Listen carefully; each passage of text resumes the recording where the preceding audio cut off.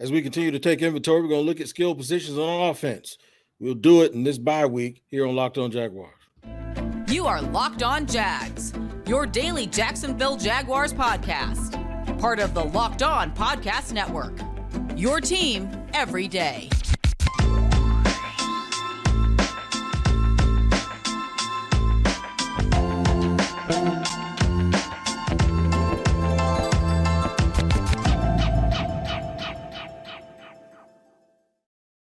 What is happening, good people? Welcome to the daily Locked On Jaguars podcast.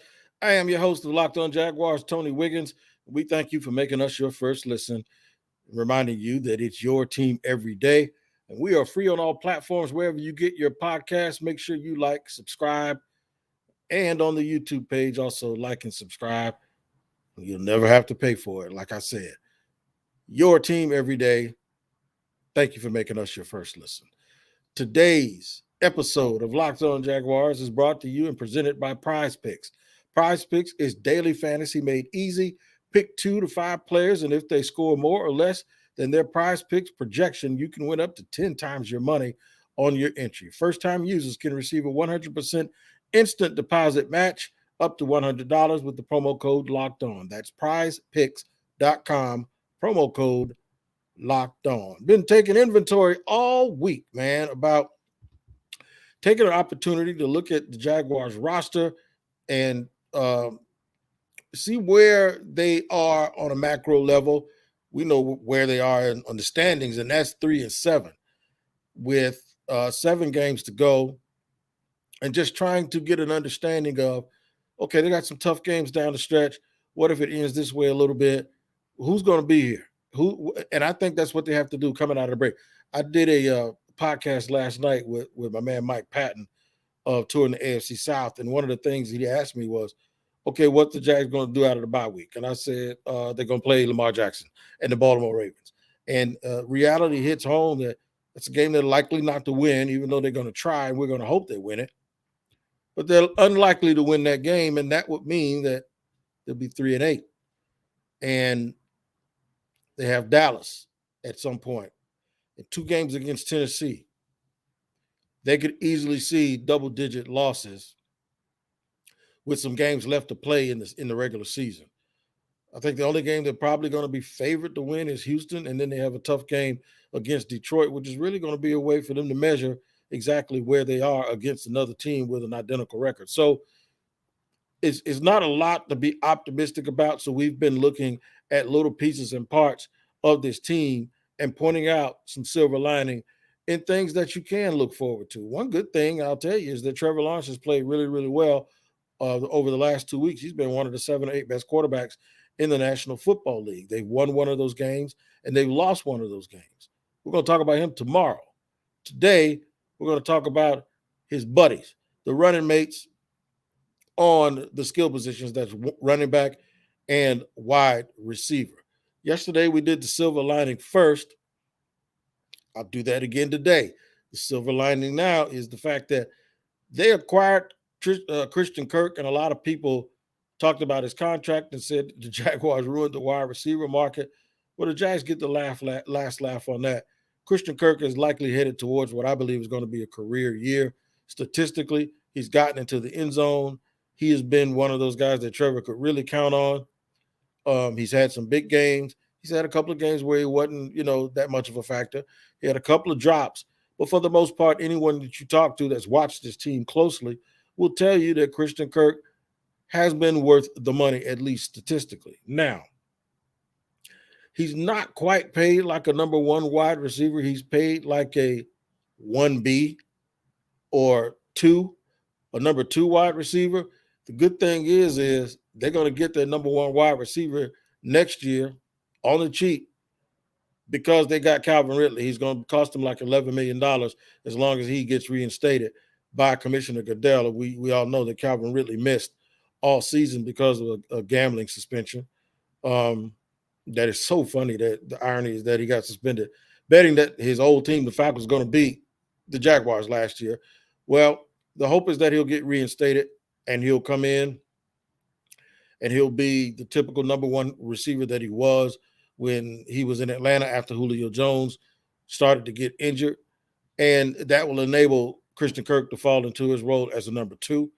I fully expect him to be reinstated. I fully expect him to pick up where he left off as a player. He was not injured. He was just out. And we've seen guys who've been injured come back from being missing time and not miss a beat. So, as long as he stayed in shape, which I believe he probably has, the Jags get a number 1 receiver for what's probably going to end up amounting to a 3rd and a 5th round pick after it's all said and done. Great move, great trade by the organization. Even if they were headed to the playoffs, would have still been a great move. I don't know why other teams didn't do it. I don't know why some of these really, really good teams didn't, for the compensation that is, and for who he is as a player. This was like a no-brainer, and I didn't think about it, and it wasn't on my conscience.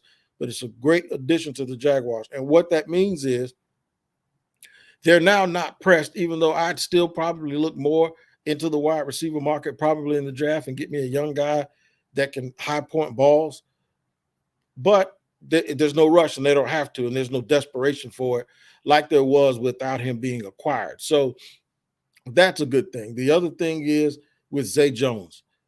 Zay Jones, if you ask me, has underachieved in terms of what they paid for him, which is about $8 million a year. But he has not been bad. In fact, he's been very decent. So what he's going to end up being is a number 3 receiver who's overpaid a little bit, but he's still a good football player who gets open, who does some nice things, and asking him to do that in that specific role that he'll be next year, they'll be fine. You notice I'm looking ahead. I'm looking ahead to next year.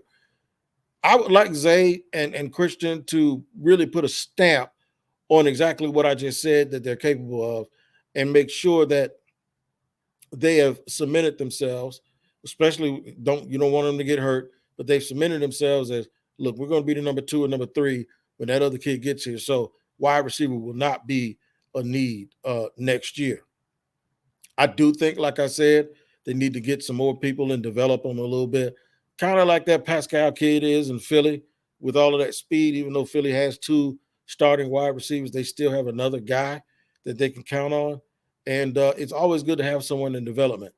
I would look to have someone to groom after Zay Jones' second season. That's what I would do. Look for that type of guy, and maybe a guy with a little bit of a different body type than the guys you have now on the team. But just get a good football player at that position. What we're going to do is in segment 2, I know y'all want to talk running backs. We're going to talk running backs in the 3rd segment because that's a bright spot. I'm going to put him in with the silver lining. And by him, I mean Travis Etienne. I want to talk the importance of a tight end. I did a show a few weeks back saying how bad the Jaguars needed a tight end. I want to talk a little bit about that in segment number 2 as we continue to go through the inventory of what the Jaguars are, who they are, and what they have to do for the rest of the year to make sure that what we see them doing is what we can actually expect next season. So at least give Trent Baalke, no matter if you like him as a GM or not, it'll at least give him a little bit of a chance to at least have a clear path and a clear way and a clear mind when it's time for him to start building the team. So we'll get into the tight end here in segment 2 in just a second on Locked On Jaguars. First, I have to let you know that today's sponsor of this edition of Locked On Jaguars is Blue Nile. As the original online jeweler, Blue Nile offers the largest selection of independently graded diamonds and pieces priced significantly below traditional retailers. Now, this is for all of the guys that want to mark time with a piece, an individual custom piece of jewelry or ring for your significant other. And there's nothing like marking time with a ring from Blue Nile because they've helped millions of couples create their perfect engagement ring. Their easy online tools let you choose the diamond shape, size, and clarity, as well as setting style. Blue Nile's bench jewelers will then help you handcraft her perfect one-of-a-kind engagement ring. If you're looking for a piece of jewelry to commemorate a special milestone but have trouble choosing, Blue Nile has jewelry experts on hand 24/7. Make your moment sparkle with Blue Nile. Go to BlueNile.com and use the code LOCKEDON. That's right, BlueNile.com. Your promo code is locked on to save $50 on your purchase of $500 or more. That's BLUENILE.com. Locked on to save $50 on your purchase of $500 or more. BlueNile.com, promo code locked on. This episode is also sponsored by Tommy John. Let me tell you something, man. There's nothing more uncomfortable than having a bad pair of underwear that you bought that has crazy, ugly stitching in it, right? No, man. Getting stuck in Black Friday crowds with said things can be super uncomfortable, right? Shopping Tommy John's Black Friday sale from your couch, super duper comfortable. When you give your loved ones Tommy John, they're that much more comfortable, so you can do everything better. Shop Tommy John's Black Friday sale right now and give the gift of comfort to everyone on your list, including yourself, with brand new Tommy John underwear, loungewear, and pajamas. With over 18 million pairs sold, giving Tommy John has become a holiday tradition. 97% of women and men love getting a gift from Tommy John. That's why Tommy John doesn't have customers, they have fanatics. Here's what you need to do. Shop Tommy John's Black Friday sale going on right now and get 30% off site-wide at TommyJohn.com/locked on. 30% off everything now at TommyJohn.com/locked on. It's TommyJohn.com/locked on. See site for details. All righty, man. Segment 2 here on Locked On Jaguars, rolling along, doing our inventory, talking about the skill positions. Let's get to tight end, which is a very important skill position in the Doug Peterson offense, in the quote-unquote Andy Reid offense, in the quote-unquote West Coast offense. And Evan Ingram, who is currently the tight end on the team, has been okay. He hasn't been bad. For $10 million a year, you wonder if he's done enough. I think at times it's not all his fault. I think when things for this offense bogs down, everybody kind of looks like they're bogged down. But he has been just okay. And I think for this particular offense, with this role being so big, he absolutely has to be better than okay. Dan Arnold has had his moments, 6'6", 6'7", really has a nice catch radius, will make a big play every 3 games. Good. Keep him on the roster. That ain't what you're looking for either on a down in and down out basis. Chris Manhertz is what Chris Manhertz is. He's a blocker. That's about it.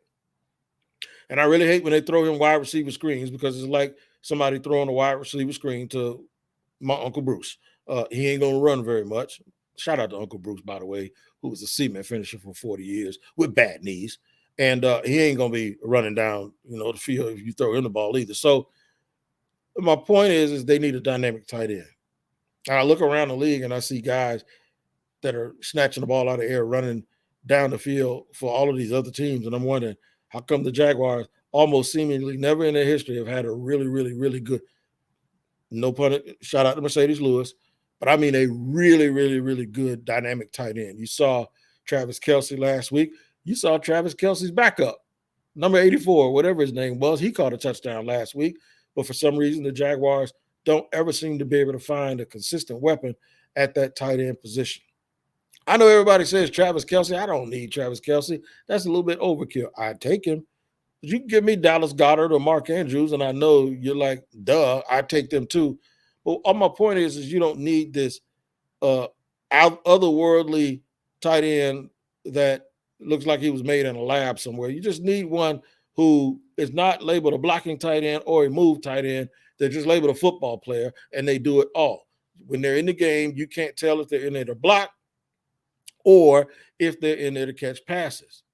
You don't need these poker tails like, okay, you got a move tight end in there, he can't block. Okay, they're throwing, and you got a blocking tight end in there. 9 times out of 10, they're running. How about you just put a football player out there and you line him up and no one knows what he's going to do? And those linebackers and those safeties are scratching their head trying to figure it out. That's the matchup nightmare that you want, and that's the matchup nightmare that the Jaguars need. Now, I know everybody's in love with that tight end from Notre Dame. We ain't doing too much advanced scouting on guys. But if y'all like who I like, I want y'all to watch this kid named Musgrave, who is at Oregon State. That's the one, to me, that fits the bill. The kid at Notre Dame is going to cost you an early first-round pick. I don't want them to use a first-round pick on the tight end, but I wouldn't mind him using a second-round pick on one, especially if he can play like that kid at Oregon State. I don't know if there's going to be one out there in free agency because the type of people I'm talking about usually get locked in and locked down. There'll be some guys out there sort of like that. But, yeah, the Jaguars, they really, really do need a tight end, specifically for this offense and this coach. Now, I know what everybody wants to get to. They want to get to the running back situation. So I'm going to do it. And I'm going to get to it, too, because this is the silver lining. I know it's a short segment, but we're going to get to the silver lining part of this today's episode when we're talking about the role players. And then I'll put it all in a nutshell, what we really want to see these guys do down the stretch. I have to let you know that we appreciate you making Locked On Jaguars your first listen today. For your second listen today, check out Locked On Sports Today. From the games that matter the most to the biggest stories in sports, go beyond the scoreboard and behind the scenes with local experts and insights only Locked On can provide. Locked On Sports Today, available on this app, YouTube, and wherever you get your podcasts. Third, final segment coming up here in just a minute. We're going to talk about one of everybody's favorite players, Travis Etienne, and the rest of the running back core. We'll do it in just a second here on Locked On Jaguars. I'll tell you guys about BetOnline, man.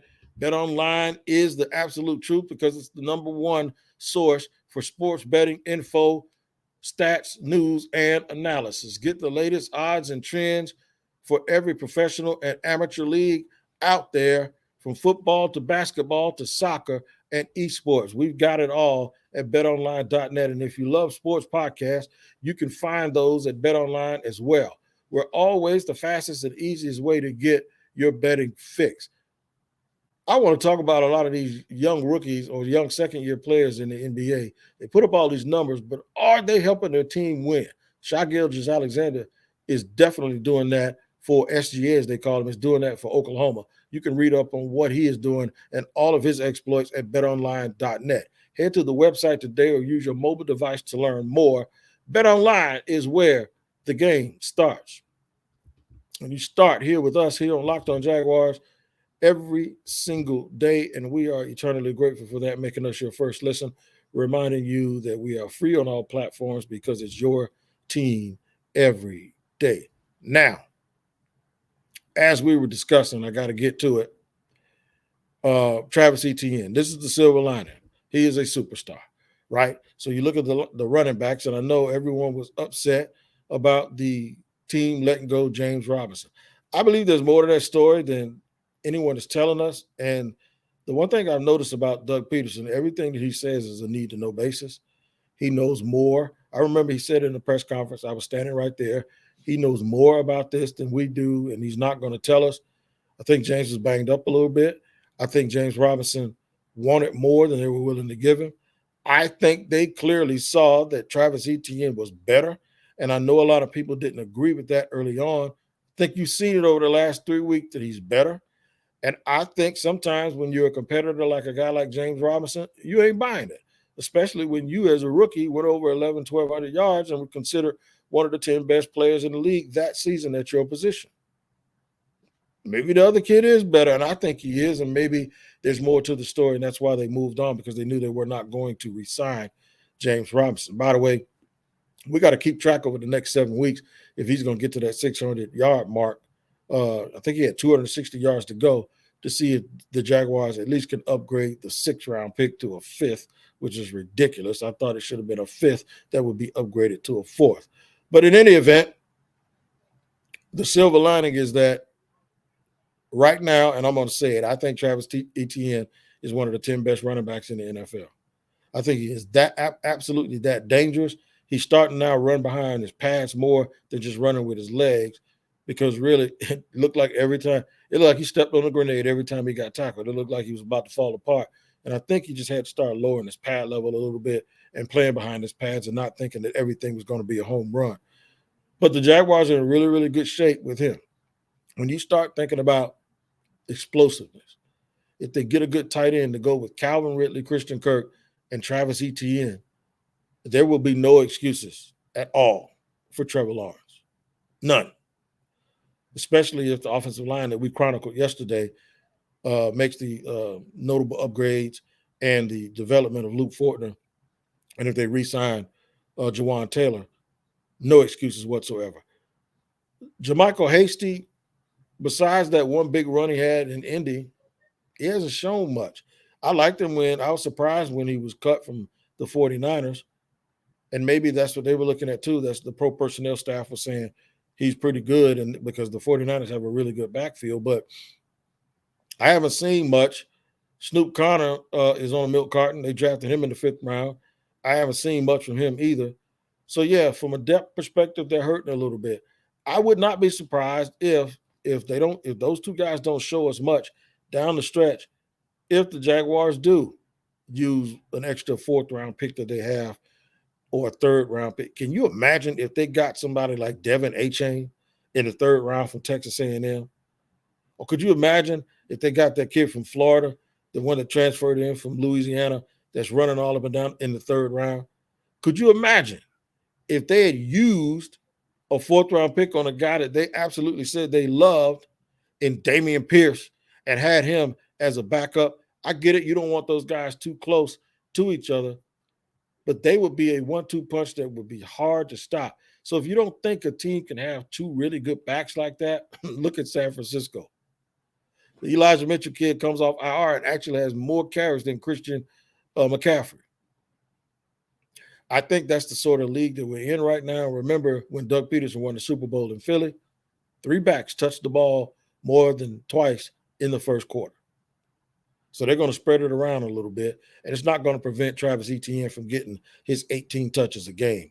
So JaMycal Hasty needs to show, or Snoop Connor needs to show, they need to do everything they can to keep Doug Peterson from wanting to give the ball to Jamal Agnew and let Agnew be just a slot guy and a return guy. So I'm going to count Jamal Agnew as one of the skill position guys too, because he's also an offensive weapon. He's like a Swiss Army knife. The silver lining is I think they're going to be all right in that area, and you can always get you a good back or a decent back as long as they can evaluate it properly. They can get them a decent back in the 3rd or 4th round to be another backup. Some might want a guy with more size, a big, more physical running back, and that's fine if that's what you want for short yardage situations. But overall, I think the skill position, mainly because we know that as long as he's still not gambling and doing whatever, we know Calvin Ridley's coming. And we've seen the upside of Travis Etienne, and we've seen what Christian Kirk can do without a viable threat on the other side. And when he gets a viable threat, they do need to get another tight end, though. So down the stretch, what I think they need to do is guys need to show and prove that they're exactly what I say they are. And if there's going to be somebody else that will emerge, one of the younger receivers, if Jones is going to play and start to say, hey, I want to be in the conversation for number 3, they need to start showing that right now down the stretch so the Jaguars know exactly what they have going into next season. I'll do Trevor Lawrence tomorrow as we go into the weekend, which is a bye week.